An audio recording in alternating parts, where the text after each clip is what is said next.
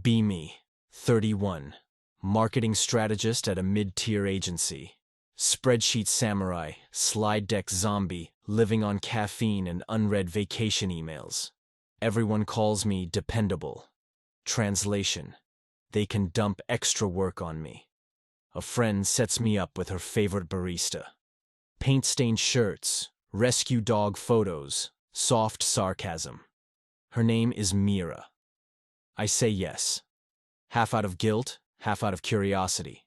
She texts first. Short jokes, perfect timing, like she has a sixth sense for my panic windows. We schedule a coffee date. Client meltdown nukes my calendar, so I cancel. Feel like a jerk. She replies, "No worries. Maybe next orbit of the moon." The date never happens, but the messages keep coming. Soon, sticky notes start appearing on my daily latte. Drink me before the meeting eats your soul. Yes, this is cup 5. I'm impressed. Tiny sparks in the fluorescent void. One Monday, the notes stop. Coworker says Mira's out for family stuff. Office feels twice as gray. I text, "Hey, caffeine whisperer, you okay?" Hours pass. She finally answers, "Miss your overworked face. Back soon." I count days like a kid before summer break. She returns, slides a coffee across the counter. Sticky note: survived another week. Reward ramen with me. Shock.exe. I say yes before my laptop can object. I leave the office before sunset. A miracle. Quick change in the restroom. Pick a small ramen place. Soft lighting.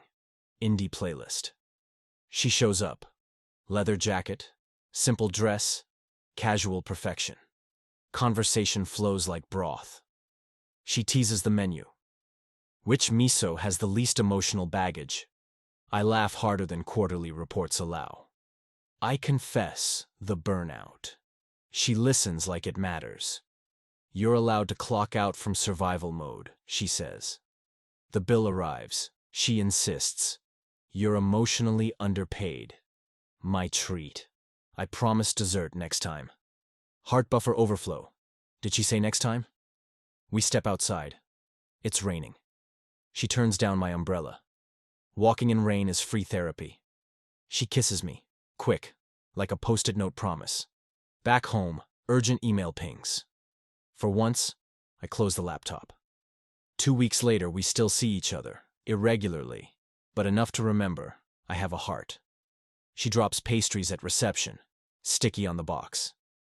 Eat, or I'm calling HR. Coworkers think she's mythical. A caffeine nymph.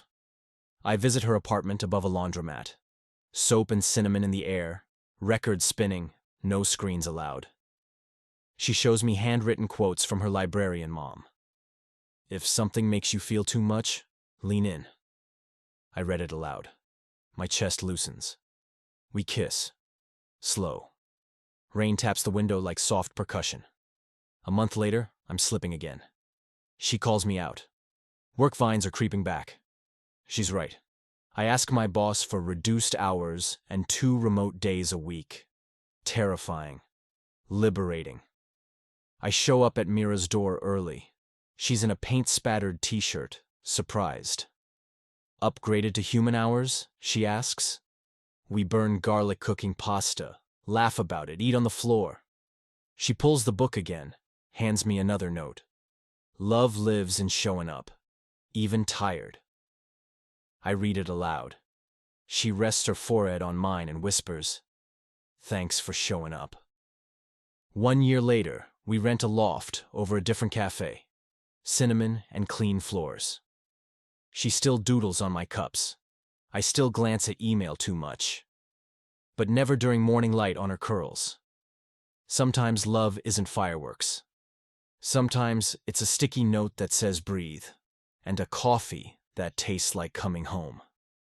Ask ChatGPT.